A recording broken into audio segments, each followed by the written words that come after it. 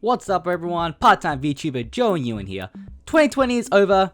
This was probably one of the hardest year of anime, with so many titles being delayed, and honestly, it wasn't the strongest year for quality anime, especially in the new IP area. But nonetheless, we still gotta give that Anime of the Year title away. 2020, honestly, even though because I was in lockdown for majority of the year, you would think I would have watched a lot of anime, but that is wrong. This is probably the year that I watched the least anime, so if your anime doesn't make it the list, it's probably a high chance I didn't watch it. Once again, like every top 10 anime of the year list I create, it's going to feature both new anime and sequels. Everything is just my opinion, so please sit back, relax, and enjoy the Newin's top 10 anime of 2020. Let's go! The start of our list is an anime from very early on in the year. If my favorite pop idol made it to the Budokan, I would die. The biggest reason why this is on my top 10 list is probably simply for the fact that I can relate it so much of my life to this anime, because I am an idol fan. Oshiga is one of the idol anime that is not exactly about idols, and I love that aspect. By shifting the perspective to the fans, it becomes really interesting to see from the more degenerate side of idol fans, but the wholesomeness side of them as well. Not a lot of anime do this when it comes to idol anime, so this just hits the right spot for being the unique one in a sea of idol anime. The characters are fun to watch and it's a genuinely hilarious show at the same time. Not only do you get your standard idol comedy, but you also get very relatable otaku comedy, especially for the hardcore fans. But that's not all. Even though this is mainly an idol fan show, there is more than enough idol drama in there for those who want a traditional idol anime. The best part of the show is when the fans and idols interact with each other, giving us some either very wholesome moments or very hilarious ones. I do recommend you check this anime out if you are interested in this sort of things. Traveling into our number 9 spot is Wandering Witch, The Journey of Elena. Once in a while, there comes a show that doesn't really need to focus on one particular story to be a good one. Instead, Elena's many short stories is what makes this anime a thrill ride to watch. The anime is about a witch named Elena who's simply only interested in the idea of traveling across the world. What is exactly her final goal? It doesn't matter, because the story is all about the journey. Every country she visits provides a different story and scenario. Some of these stories could be very chill and wholesome. However, some of these stories can be very disturbing and gruesome. And that's the magic of this anime. Every episode is going to be and feel different, because not every country is the same, as they have their own set of rules which lead up to different and interesting stories. The anime is gorgeous looking and the character designs are nice as well. Their designs reflect their personalities well. Each individual story is pleasant to watch with some surprises here and there. Unlike Keenan's Journey, which this show is very similar to, the fact that they renewed some of these characters and had more interactions and renews made each trip a little bit better. You care more for the characters this anime shows. Some call this Diabetes the anime, and I don't necessarily disagree with that statement. Tonikaki Kawaii is our number 8 anime. This anime probably has the record for the fastest couple and married couple in anime. Well, jokes aside, this is really sweet and romantic comedy with two leads, Nasa and Tsukasa. Every action they do just warms your heart. I like how this anime is not only about the couple building up the relationship, but also learning how to be a couple at the same time. Even though they are still a couple very early on in the story, they still have to deal with problems every new individual deals with when facing their significant other. So it brings familiarity to the rom-com genre, but the characters also deal with married couple problems. It can be the littlest things to major things, such as thinking over why they need rings to what their house should be like. It's stuff like this that just gives you diabetes, because these characters genuinely love each other, despite the questionable decision to become a married couple. Every episode you just wonder what the young couple is going to be up to, and they never disappoint by giving you just wholesome romance. There's a small underlying potential of supernatural things happening, but it never really delves into it deeply and doesn't really distract you from the overall story. Also, the opening song is a banger. Lucky number 7, we have Rent a Girlfriend. From one wholesome diabetes-inducing rom-com to a much more standard run-of-the-mill rom-com, you're probably wondering why Rent a Girlfriend is higher on this list. Rent a Girlfriend tackles a fascinating subject, the subject of romantic services, as these characters are not in high school, but they are in university and going through their young adult lives, which I find very interesting because we are getting perspectives from both the customer and the one doing the service. The main character, although not the most likable person in the world, his character feels realistic enough that you can put up with it. Mainly where this show shines are the girls in question. Obviously, the main girl, Chizuru, is a top tier girl. Not only does she have a great personality to go with her looks, she is generally a very well written character. She feels more real than a lot of other romantic interests written in anime. However, it's not only just her. the other girls are written to be interesting competitions in the story as well. Like, I couldn't really hate them because they provided just a bit of drama and different perspectives from a rent-a-girlfriend experience. And yes, Mami is definitely a worse girl, but she was intended to be a hateful character. The writers have done well because not only is she unlikable, but I can definitely see someone like her in IRL as well. Rent-a-Girlfriend is a great anime for the number 7 spot, and I cannot wait for season 2. Wow, 3 rom-coms in a row. Well, at the number 6 spot, we have the best rom-com of 2020. It's Kaguya-sama Love is War Season 2. A bit of a different approach from the previous season. Similar to Season 1, there was a bit of the same type of sketch-based comedy. However, majority of Season 2 was definitely heavily more story-based, and that is a welcome change. Because finally, the story of Kaguya is starting to become more focused on the actual character dramas and romance. But don't get me wrong, the comedy is still witty and top-notch. The jokes don't drop in quality and remain to have a nice charm towards it. And the introduction of Ino added more to the already dynamic cast of characters, made the show just a little bit more enjoyable to watch. The interactions these characters go through are just plain fun to watch, and actually seeing some of the characters and story progression was just a delight. And like season 1, the voice acting is top notch, and the way the lines are delivered shows you how much passion these seiyus have towards their characters. If you love season 1 of Kaguya, you will love season 2 of Kaguya. And seeing actual story progression only leaves you wanting more. Thank God we are getting a season 3, and I can tell you, the story only gets better.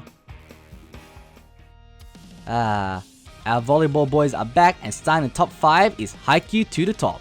Starting straight where the season 3 left off, Haikyuu only looks to expand its wonderful cast of characters and rivals and much intense games. This season of Haikyuu sticks to a very similar form as season 1 and season 2 went with, majority of the first half being a training arc and then jumping right into the tournament arc. And that is the one of the many charms I love about Haikyuu. Seeing the characters work on something and seeing that work put to use during the games gives a huge sense of progression and development from our characters. The art style did change, giving the animes much more room and freedom to showcase a much more variety and different intense facial expressions from our characters. The anime still packs a punch at high quality, and the game moments is still intense despite the new art style. The new art style does reflect a lot closer to the manga and is a change for the better. Of course, this being a sports anime, and the one constant Haikyuu has always excelled in is the rival teams and characters. The main rivals for this part of the story were not only lovable, making you at times root for them, but they had their own unique personality, adding to the already abundant cast. The most important thing to take away from this season is seeing the development of Karasuno boys, especially from Hinata. I cannot wait for more Haikyuu in the future. This anime has the potential to become the best sports anime of all time.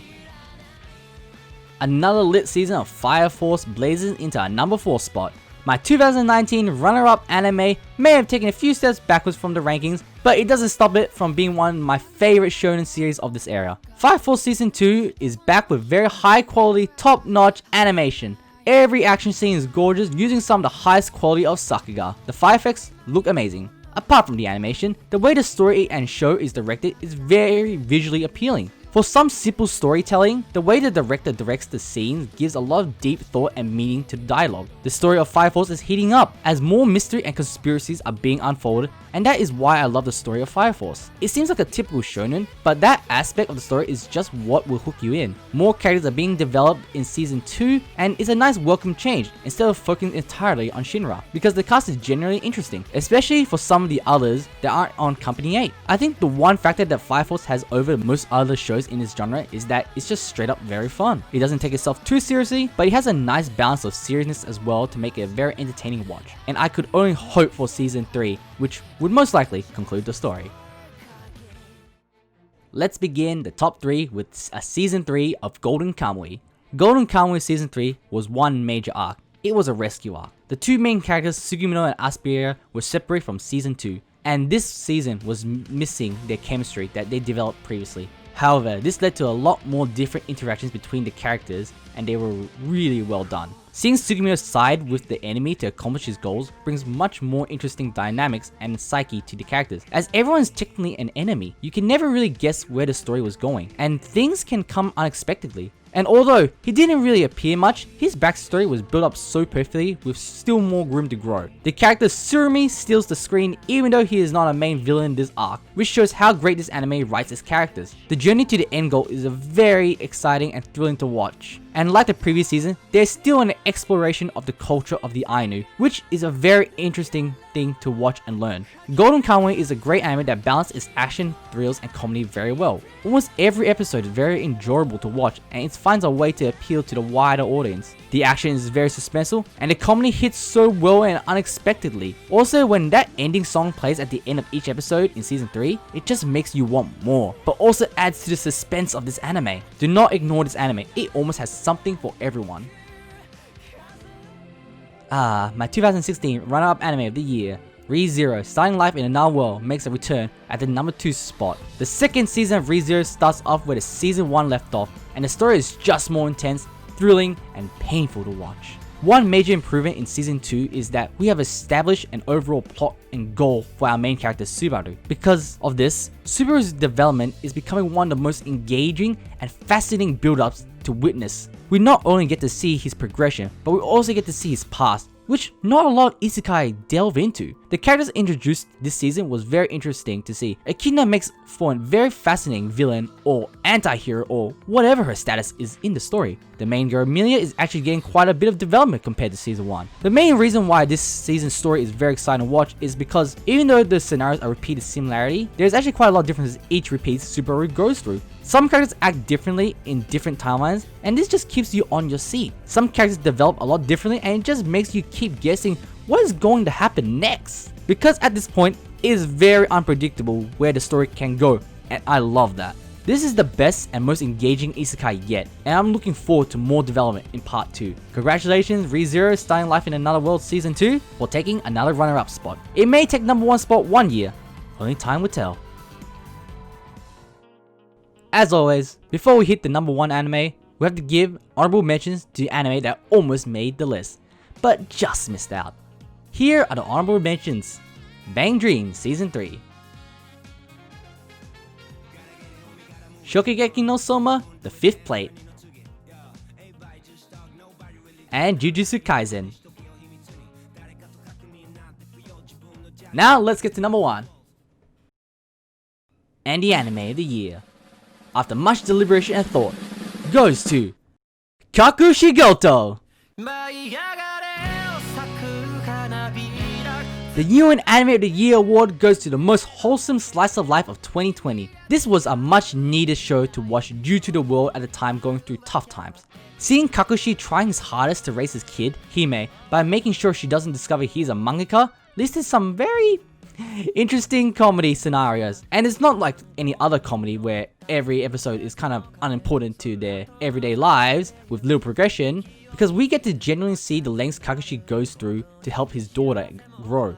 And it's that bond between father and daughter which makes this story very wholesome to watch. And it's not simply just a slice of life comedy this anime is good at showcasing, but this anime also does a really good job at hinting on a drama or something tragic as well. So this anime is simply not just your comedy slice of life, because the overall story is actually very suspenseful. This anime takes place in the past and the future, so you really want to stay to see how the characters grow over time. Also, the big contrast in color palette between the past and the future is a really nice decision by the creators to exaggerate the differences in time. Other than that, the characters are very likable and fun to watch. Seeing their interactions with each other brings smiles to everyone. This is a very light-hearted anime, but so it makes you think that, because at the end of each episode, it makes you second guess. And I won't spoil anything because I recommend you to watch this anime yourself. But for the majority of the time, this is a very nice wholesome anime about a father and his daughter growing up together and helping one another progress in life. I was very satisfied with the ending, and it ended up becoming one of my favorite anime of 2020. It's also an emotional ride as well.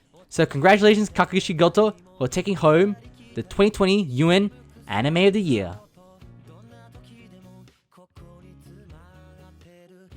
Well, that is it for my top 10 anime of 2020. Remember, this is completely opinionated.